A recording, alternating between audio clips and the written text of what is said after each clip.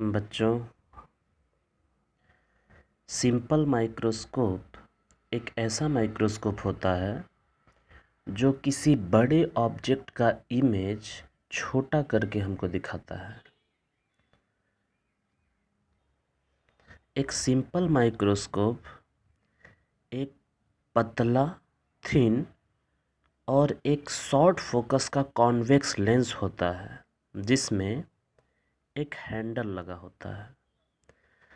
देखिए, जिस ऑब्जेक्ट को हमें देखना होता है उसे हम लोग कॉन्वेक्स लेंस और इसके फोकस एफ डैश के बीच में रखते हैं।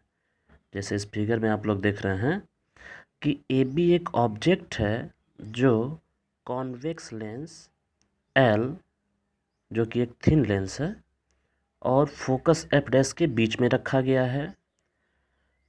इस ऑब्जेक्ट ए बी से, ए बी के पॉइंट बी से देखिए जो लाइट बीम चल रही है, जो ऑप्टिकल सेंटर से जा रही है, बिना डेविएट हुए सीधे निकल जा रही है।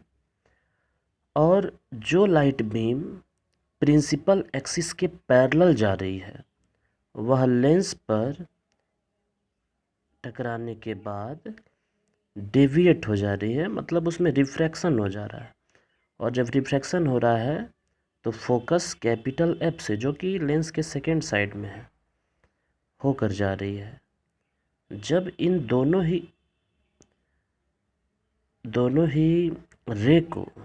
ही लाइट बीम को हम लोग पीछे की ओर बढ़ाते हैं। अब आप लोग समझ रहे हैं कि अगर डॉटेड लाइन से पीछे की ओर बढ़ा रहे हैं तो ये दोनों किसी न किसी एक पॉइंट पर एक दूसरे को कट करेंगे, जहाँ पर ऑब्जेक्ट ए बी का एक लार्ज इरेक्ट, देखिए बड़ा है, ऑब्जेक्ट ए बी छोटा है जबकि इमेज बड़ा है, लार्ज इरेक्ट सीधा, देखिए ए बी में बी एरो जो है, बी जो एरो हेड है ऊपर है और यहाँ भी बी डैश ऊपर है, तो इरेक्ट है, लार्ज है। और चूंकि डॉटेड लाइन से बढ़ाने पर मिल रहा है तो यह वर्चुअल इमेज होगा। ठीक है, A dash B dash virtual image है। अब यहाँ पर आप लोग देख सकते हैं कि जिस साइड में ऑब्जेक्ट है उसी साइड इमेज बन रहा है, जो हम अंडरलाइन किए हैं। आप केवल उतनी ही बातों पर फोकस करेंगे आप लोग, जो रेड पेन से अंडरलाइन किया गया है। अब फिगर की बात यहाँ पर आपको हम बता चुके हैं कि देखिए जो समझे हैं वही बात है। ए बी एक स्मॉल ऑब्जेक्ट है जिसको लेंस कैपिटल एल और फोकस एफ डैश के बीच में रखा गया है, और जो एफ डैश है फर्स्ट फोकस है, कैपिटल एफ क्या है, सेकेंड फोकस है। लेफ्ट साइड में जो होगा फर्स्ट फोकस, राइट साइड में सेकेंड फोकस। और वही बात है, कहा जा रहा है ऑब्जेक्ट का मैग्नीफाइड वर्चुअल इमेज, मैग्नीफाइड मतलब बड़ा वर्चुअल इमेज बन रहा है ऑब्जेक्ट के ही साइड में। ठीक है, और कितने डिस्टेंस पर बन रहा है, देखिए लेंस से ऑब्जेक्ट का जो डिस्टेंस है वह है कैपिटल डी। कैपिटल डी मतलब आप लोग पढ़े होंगे 10th क्लास में भी कि किसी ऑब्जेक्ट को क्लियरली देखने के लिए जो डिस्टेंस होना चाहिए वह कैपिटल डी होना चाहिए, जहाँ कैपिटल डी की वैल्यू कितनी होती है, 25 सेंटीमीटर। साथ ही साथ अब आप लोग देखिए, यह जो लेंस है इसके जस्ट पीछे आई है, तो अगर लेंस से डिस्टेंस कैपिटल डी है तो हम कह सकते हैं आई से भी डिस्टेंस कितना है, कैपिटल डी ही है। ठीक है, तो यहाँ पर यह हो गया। साथ ही साथ आप लोग इस बात का ध्यान देंगे कि image A dash B dash I पर जो एंगल फॉर्म कर रहा है वह बीटा है, और ऑब्जेक्ट ए बी, यह जो ऑब्जेक्ट है, ऑब्जेक्ट सेकेंड फिगर में देखिए, ऑब्जेक्ट ए बी जो आई पर एंगल फॉर्म कर रहा है वह अल्फा है। इतनी बातों का आप लोग ध्यान देंगे। अब मैग्नीफाइंग पावर की बात की जाए तो देखिए मैग्नीफाइंग पावर क्या होता है, आपको एक फार्मूला याद रखना होगा। मैग्नीफाइंग पावर जो होता है वह इमेज आई पर जो एंगल फॉर्म करता है, देखिए इमेज आई पर जो एंगल फॉर्म किया क्या है, बीटा, इसका रेशियो होता है किसके साथ, ऑब्जेक्ट जो एंगल फॉर्म करता है आई पर। तो वही बात कही गई है, देखिए कहा गया है M is equals to beta upon alpha. It means that angle subtended by the image at the eye, image eye पर जो एंगल सबटेंड करता है उसका ratio angle subtended by the object at the eye when placed at least distance of distinct vision.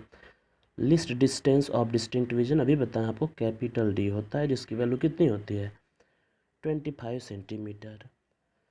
साथ ही साथ आपको इस बात का भी ध्यान देना है कि ऑब्जेक्ट बहुत ही स्मॉल लिया गया है, इसलिए एंगल भी बहुत ही छोटे बनेंगे। अल्फ़ा एक स्मॉल एंगल है, बीटा भी एक स्मॉल एंगल है, तो बीटा इज इक्वल्स टू हम लोग 10 बीटा लिख सकते हैं, alpha is equals to 10 alpha लिख सकते हैं। ऐसा हम आपको पहले भी बता चुके हैं। तो अगर फिगर से देखा जाए alpha is equals to 10 alpha की वैल्यू, तो आप लोग यहाँ से देख सकते हैं 10 alpha is equals to perpendicular upon base, ठीक है। तो परपेंडिकुलर ए बी हो गया, बेस क्या हो गया, डी हो गया। तो इस तरह से हम लोग कहेंगे कि 10 अल्फ़ा की वैल्यू क्या हो गया, ए बी अपान डी। इसी तरह अगर आप लोग फिगर में देखिए 10 बीटा की वैल्यू, तो 10 बीटा की वैल्यू चूँकि यह बीटा इमेज से बन रहा है, तो perpendicular A dash B dash और बेस क्या हो जाएगा डी, तो क्या हो जाएगा A dash B dash upon, sorry हम लोग यह बड़ा वाला ट्रायंगल नहीं लेंगे बीटा के केस में, हम लोग छोटा वाला ट्रायंगल लेंगे ए बी ओ। तो यहाँ से देखा जाए तो beta is equals to 10 beta होगा, और 10 बीटा की वैल्यू ए बी जो कि परपेंडिकुलर है अपान ओ ए जो कि बेस है, ठीक है। और ओ ए क्या होगा, ओ ए होगा स्मॉल यू, क्योंकि ऑब्जेक्ट का डिस्टेंस, और आपको पता है यहाँ पर कि ऑब्जेक्ट का डिस्टेंस क्या होता है, लेफ़्ट साइड में है, तो लेफ़्ट साइड के डिस्टेंस नेगेटिव होते हैं, तो यू भी नेगेटिव होना है और डी भी लेफ़्ट साइड है तो नेगेटिव होना है। तो इस तरह से 10 बीटा की वैल्यू क्या हो गई, ए बी अपान यू, ठीक। तो हम लोग इस फार्मूले की बात करें अब, M is equals to beta upon alpha, और बीटा की जगह हम लोग क्या लिखेंगे, हम लोग लिखेंगे M is equals to 10 beta upon 10 alpha, क्योंकि बीटा किसके इक्वल है 10 बीटा के, अल्फ़ा इक्वल है 10 अल्फ़ा के। तो 10 बीटा की वैल्यू हो गई ए बी अपान ओ ए, देखिए, और 10 अल्फ़ा हो गया ए बी अपान डी।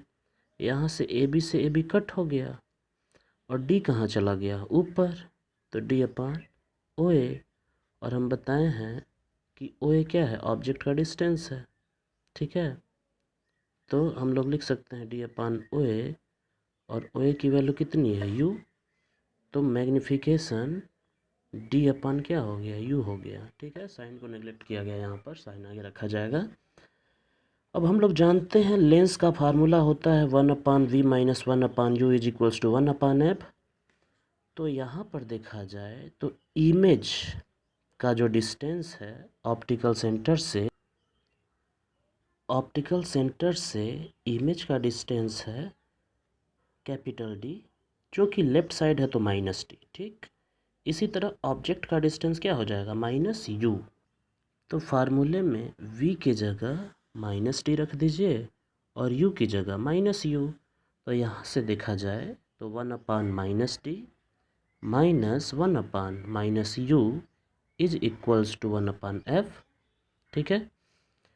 तो यहाँ से अगर हम देखें ट्रांसपोज करें तो यहाँ पर 1 अपान यू की वैल्यू देखिए, माइनस माइनस क्या हो जाएगा प्लस हो जाएगा, हम ऐसे लिख रहे हैं देखिए 1 minus 1 upon D is equals to 1 अपान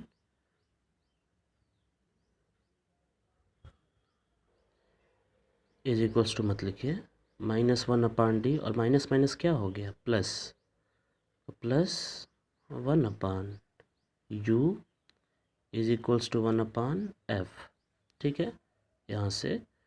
और 1/-t -1/d हो चुका है, और यह -1/d जब ट्रांसपोज होकर RHS में जाएगा तो यहाँ से 1/u की वैल्यू हो जाएगी 1/f, और प्लस माइनस तो क्या हो जाएगा, प्लस 1/d।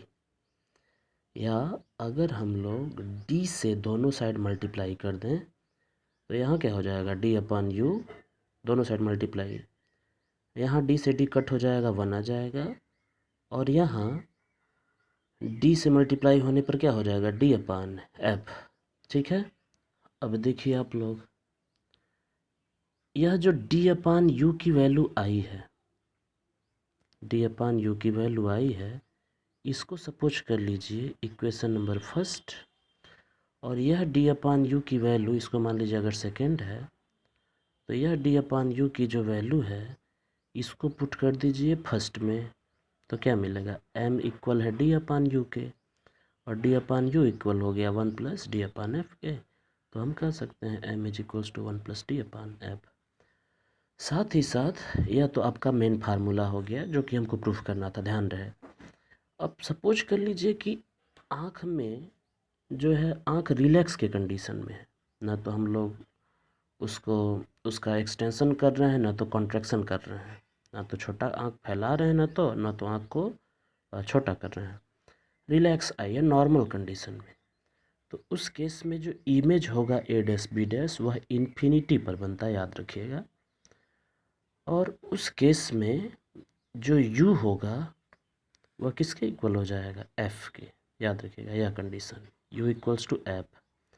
तो अगर इक्वेशन 1 देखें तो इक्वेशन 1 में जो m होगा d/u था, और u की जगह क्या रख देंगे हम लोग, f, तो m is equals to d/f condition हो। इस तरह से आपका सिंपल माइक्रोस्कोप का टॉपिक समाप्त हुआ।